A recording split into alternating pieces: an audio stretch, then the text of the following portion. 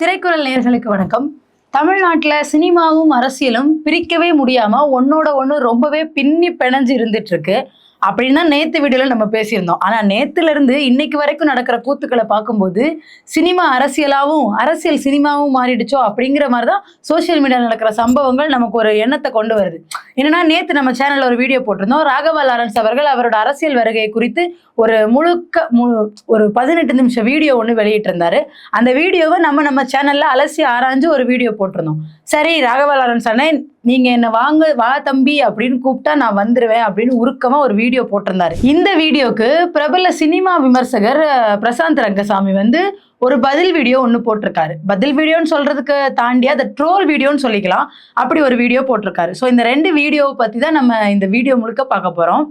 முதல்ல ராகவா லாரன்ஸ் அண்ணன் பேசின வீடியோல என்ன இருந்துச்சுன்னு ஒரு ரீகேப் பார்த்துட்டு வந்துருவோம். அவர் அதுல என்ன சொல்லியிருந்தான்னா, அரசியல் என்னோட வாழ்க்கைக்குள்ள எப்படி வந்துச்சுன்னு சொன்னாரு. ஒரு குட்டி கதை ஒன்று சொன்னாரு. குட்டி கதை இதை கேட்கும் போது எங்கேயோ கனெக்ட் ஆகுதுல்ல, அப்படிதான் ஆரம்பிச்சாரு. அதுக்கப்புறம் ஆரம்ப காலங்களில் ரஜினியோட அரசியல் பயணத்துல கூட இருந்தது. அதை தாண்டி ஒரு டான்ஸரா உள்ள நடிகராகி இப்போ தொடர்ந்து படங்கள் தயாரிக்கிற அளவுக்கு போயிருக்காரு. நல்ல வளர்ச்சி. அதை தாண்டி ட்ரஸ்ட்டுகள் மூலமா நிறைய உதவியும் செஞ்சிருக்காரு. அதை மறுக்கிறதுக்கு இல்லை.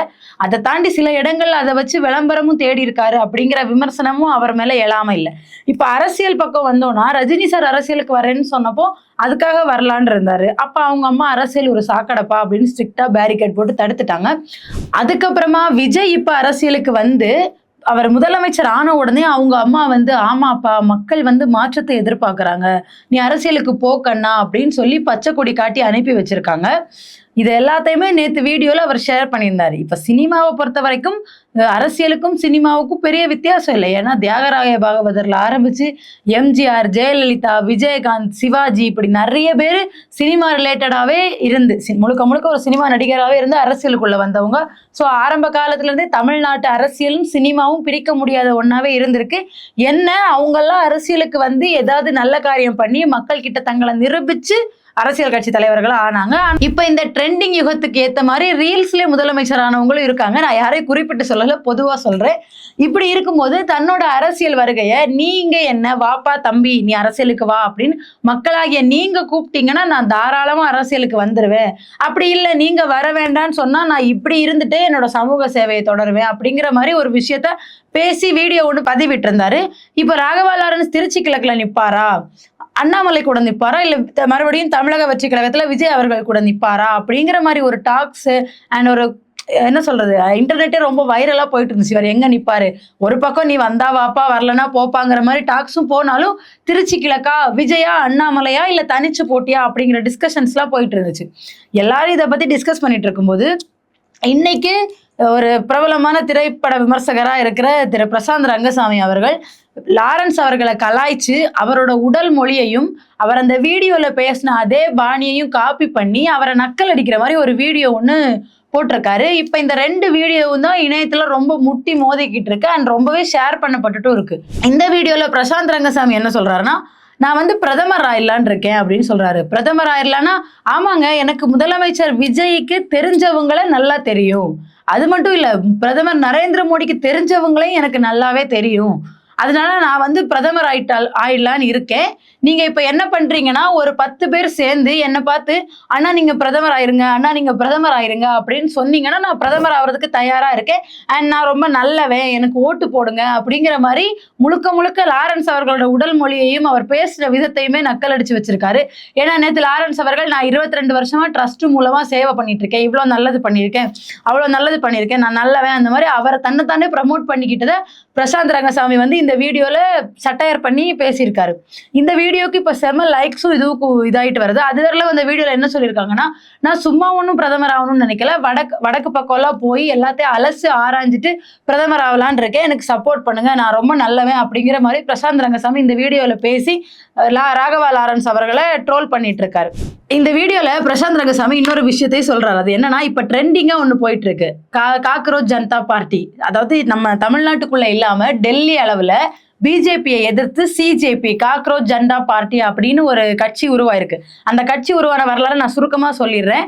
ஒரு ஜட்ஜ் இந்த இந்தியாவில் இருக்கிற படித்த வேலை இல்லாத இளைஞர்களை பார்த்து இவங்கெல்லாம் சும்மா இருக்காங்க, சோம்பேறிகள் மாதிரி இருக்காங்க, கரப்பாம்பூச்சி மாதிரி எந்த வேலையும் இல்லாம சும்மா போனை நோண்டிட்டு ஆன்லைன்ல இது பண்ணிட்டு சோசியல் மீடியால இன்ஃப்ளூயன்சரா இருந்துட்டு கரப்பாம்பூச்சி மாதிரி இருக்காங்கன்னு ஒரு வார்த்தையை ஒரு நீதிபதி சொல்லிட்டாரு. இதை கேட்டு ட்ரிக்கர் ஆன ஒரு இளைஞர் வந்து அடுத்த நாளே இன்ஸ்டாகிராம்ல ஒரு அக்கௌண்ட் ஆரம்பிக்கிறாரு. காக்ரோச் ஜனதா பார்ட்டி, அதாவது பாரதிய ஜனதா பார்ட்டிக்கு ஆப்போசிட்டா காக்ரோச் ஜனதா பார்ட்டி அப்படின்னு ஒண்ணு ஆரம்பிக்கிறாரு. இப்ப இதோட பின்கதை எங்களை இப்படி சொன்னதுனாலதான். அவங்க வைக்கிற கோரிக்கை என்னன்னா, இந்த நாட்டோட சிஸ்டம் சரியில்லை, எஜுகேஷன் சிஸ்டம் சரியில்லை, நான் படிச்சுட்டேன், எனக்கு வேலை வாய்ப்பை உருவாக்கி தராதது இந்த நாட்டை ஆள்றவங்க தான், அதனால அந்த கல்வி அமைச்சர் இருக்கார்ல தர்மேந்திர பிரதான், அவர் வந்து பதவி விலகணும், அவரால் தான் இங்க இப்படி இருக்கு, நீட்டு முறைகேடு நடக்குது, எல்லாத்துக்குமே அவர் தான் காரணம்னு முதல்ல இதை டார்கெட்டா வச்சு சிஜேபின்னு ஒரு பார்ட்டியை இப்படின்னு வெறும் இன்ஸ்டாகிராம்ல ஆரம்பிக்கப்பட்ட ஒரு பார்ட்டி, ஜஸ்ட் ஒரு இன்ஸ்டா பேஜ், அது ஆரம்பிக்கப்பட்ட சில நாட்கள்லயே 10 மில்லியன் ஃபாலோவர்ஸை கடந்து இந்தியன் நேஷனல் காங்கிரஸோட இன்ஸ்டாகிராம் ஃபாலோவர்ஸ் கவுண்டை தாண்டி பீட் பண்ணிட்டு போயிட்டாங்க.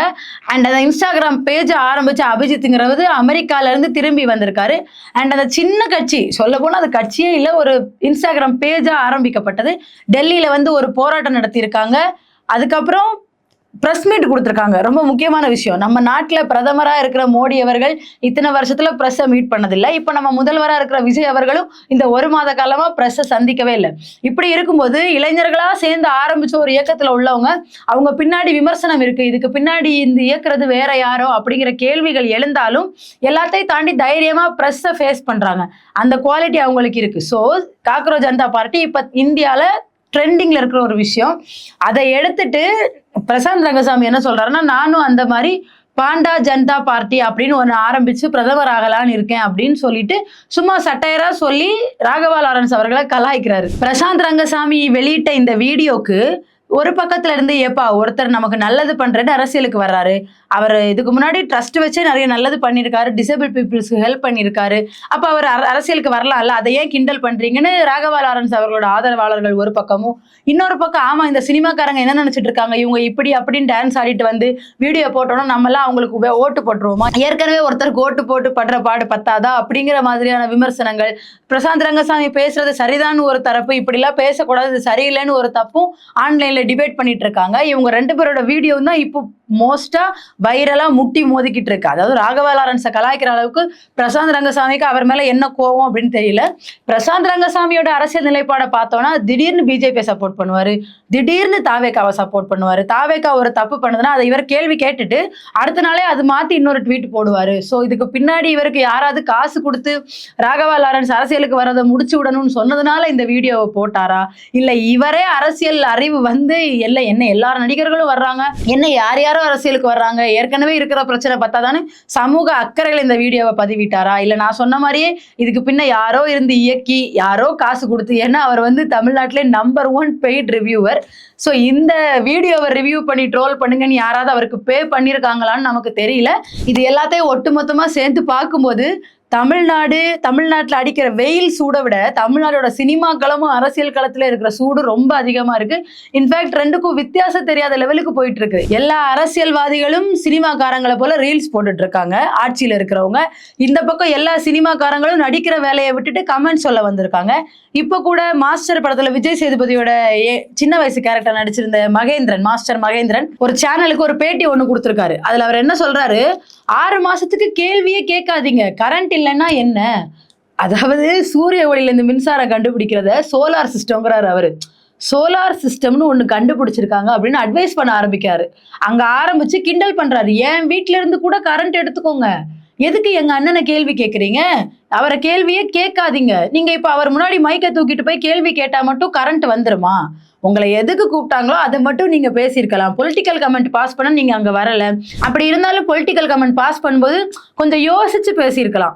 ஓட்டு போட்டு உட்கார வச்ச மக்கள் கரண்ட் இல்லைன்னா கேள்வி கேட்கதான் செய்வாங்க. ஏன் இது வரைக்கும் தமிழ்நாட்டுல சூரிய ஒளியில இருந்து கரண்ட் எடுத்துட்டு இருந்தாங்களா, ஒவ்வொருத்தர் வீட்டுக்கும் தனித்தனியா கிடையாது, எல்லாருக்குமே கவர்மெண்ட் அது ஒரு அடிப்படை தேவை. இப்போ ஒரு 1000 ரூபாங்கிற காசு கொடுக்கணும், இல்ல புதுசா ஏதாவது மெட்ரோவோ ஏதாவது கட்டணும், இல்ல புதுசா ஒரு திட்டத்தை உருவாக்கி கொண்டு வரணும், அதுக்கு தானே நாள் தேவைப்படும், அதுக்கு தானே டைம் தேவைப்படும். ஆல்ரெடி இருந்துட்டு இருந்த கரண்ட் அது இப்ப இல்ல, அது உங்க ஆட்சியோட மிகப்பெரிய பிழை, மிகப்பெரிய குறை, மின்சாரங்கிறது மக்களோட அடிப்படை தேவை. அதை பத்தி கேட்டா ஒரு சினிமா ஸ்டாரா இருக்கிற நீங்க கொடுக்குற பேட்டியில உட்காந்து கரண்ட் பத்தி பேசாதீங்க. அவரை கேள்வி கேட்டா உங்களுக்கு கரண்ட் வந்துருமா? இது ரொம்ப அலட்சியம். அண்ட் உங்களுக்கு இருக்கிற ப்ரிவிலேஜ் சாதாரணமா கூலி வேலைக்கு போற மக்களுக்கு இல்ல. நீங்க ஏசியில தூங்குற தூக்கமும் அவங்க வேலைக்கு போயிட்டு வந்து அந்த ஃபேனு கீழே கொஞ்ச நேரம் தூங்குற தூக்கத்துக்கும் நிறைய வித்தியாசம் இருக்கு. ஸோ இந்த மாதிரி சினிமாவும் அரசியலும் ரொம்பவே குளம்படியாகி எல்லாத்துலயுமே சினிமா நடிகர்கள் கமெண்ட் பாஸ் பண்றாங்க. அவங்களுக்கு கமெண்ட் பாஸ் பண்ண உரிமை இல்லையா? கண்டிப்பா உரிமை இருக்கு. ஆனா பாஸ் பண்றது நீங்க ஒரு இன்ஃப்ளூயன்ஸ் பண்ற இடத்துல இருக்கீங்க, உங்களுக்குன்னு ஒரு ப்ரிவிலேஜ் இருக்குன்னா அது மக்களுக்கு பயன்படுற மாதிரி அதை யூஸ் பண்ணணும். என் ப்ரிவிலேஜ் எனக்கு அது போதும், உங்களை பத்தி எனக்கு என்ன கவலைங்கிற மாதிரி பேச்செல்லாம் இப்ப அதிகமா தொடர்ந்து வந்துட்டு இருக்கு. அண்ட் பிரசாந்த் ரங்கசாமி இப்படி பண்ணதுக்கு பின்ன வேற ஏதாவது கை வேலை செய்தா, இந்த மாதிரியான பல கேள்விகள் ஆன்லைன்ல டிபேட்டபிளா இருக்கு. உங்களோட கருத்து என்ன? பிரசாந்த் ரங்கசாமி இப்படி வீடியோ போட்டது சரியா, இல்ல அவர் வீடியோ போட்டதுக்கு பின்னால நான் சொல்ற மாதிரி ஏதாவது பெரிய கை வேலை பார்க்குதா அப்படிங்கிற உங்களோட கருத்துக்களை கமெண்ட்ல சொல்லுங்க. இன்னொரு வீடியோல சந்திப்போம். நன்றி.